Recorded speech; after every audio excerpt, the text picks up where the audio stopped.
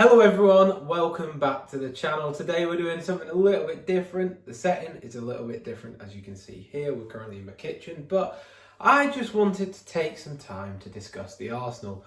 Obviously this weekend we dropped points with Sunderland, but I felt with the upcoming international break we're at a good stage of the season to maybe discuss a few bits that are sort of niggling in the back of my mind that might be going wrong or could be improved with Arsenal going forwards. We're currently obviously at the top of the table.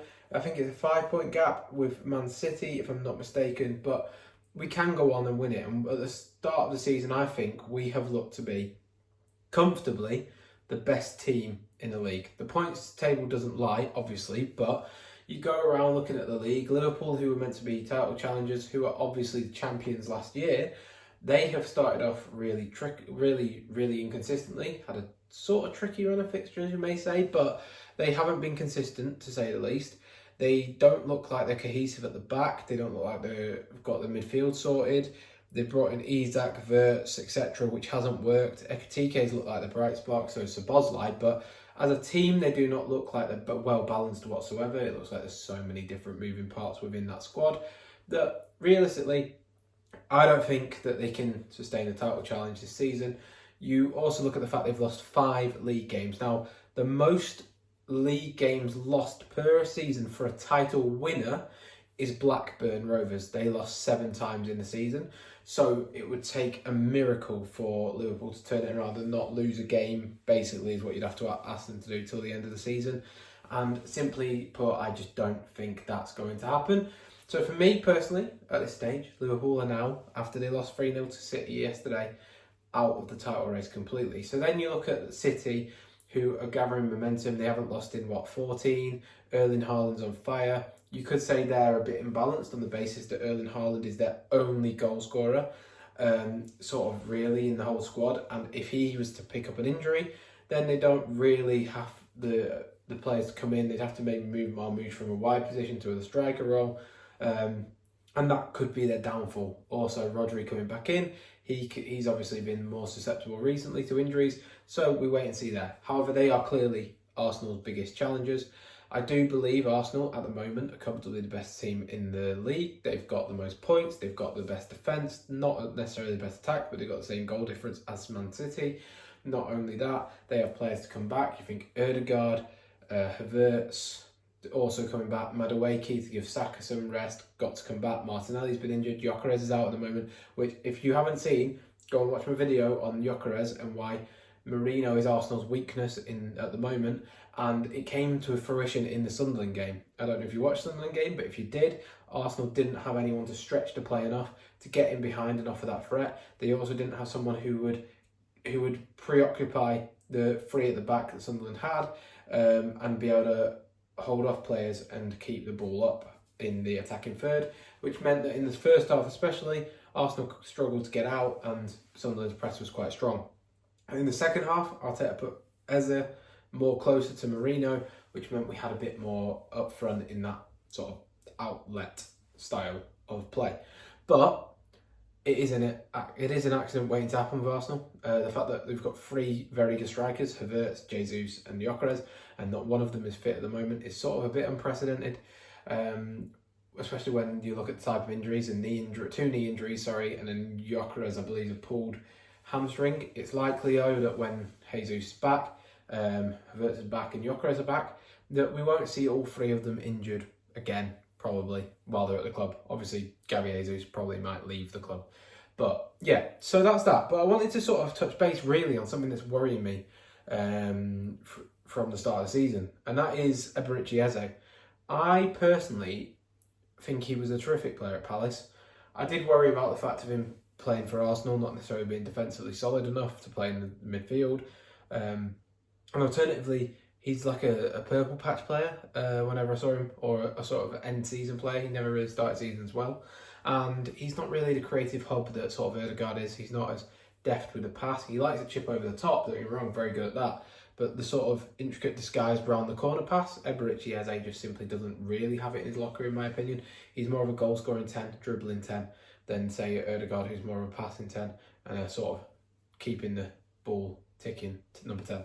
And I do think Ødegaard is just a level above Eberechi Eze. And I think that was really shown at the start of the season. Obviously, Eze's done all right. He's got the goal against Palace in his locker, which was a great strike. And I don't think Ødegaard scores that. But in terms of the creativity that we need within the side, I'm not sure him solely on his own could be relied on. Maybe if Ødegaard came in and Eze was on the other side, that would be something that we did see Arteta experiment with. But I just don't know if he offers that creativity through passing plays that we necessarily need. His strength is dribbling. It's always been dribbling, and that's why, in my opinion, in this team, when Ødegaard's fit, Eze will probably find a place on the left wing.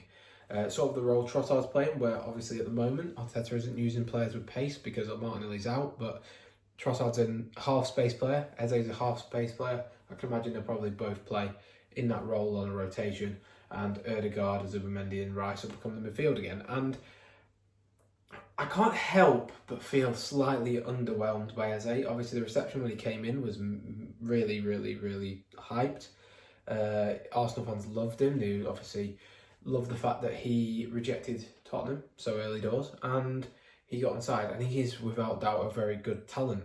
I don't believe he's world class. I believe he's the level below, but he is scintillating, and he has that sort of that guile to get you out of situations you probably shouldn't. Like when he's dribbled into a corner, he'll be able to do some tricks and get out of that situation. But in the tight spaces when a pass is needed, I've been slightly underwhelmed by him. I can't lie. Like yesterday against Sunderland, I felt he hid a little bit. I didn't think that he did very well, and maybe that's just me. Maybe I'm wrong, but I've been very underwhelmed, and I feel that Ødegaard offers so much more than Eberechi Eze personally in terms of this Arsenal side. I mean, granted, he's the captain, but he leads the press a lot better. He keeps the play ticking over, keeps the momentum going a lot better. His passing is, in my opinion, a lot better.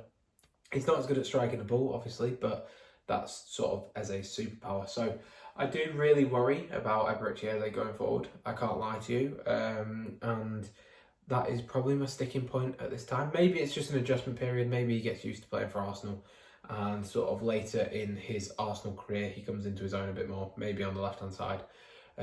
Because without doubt, he's a talented player, and he will get us out of holes later on in his career. But the assessment so far has been underwhelmed. I think defensively, obviously, super strong. We have the best defensive depth in the league, and obviously the midfield I think is brilliant. I think Merino, when a backup to Declan Rice, is a very competent backup. My issue with Merino is I don't think he should be playing up front, but again, we're having to because of injuries, because it's no fault of himself. At least it's a case needs must with his team, unless you want to play, say, Trossard striker, and bring in Nwaneri in, and then maybe put Saka on the left and Nwaneri on the right, or Dalman on the right. But Dalman's 15, so you probably can't do that.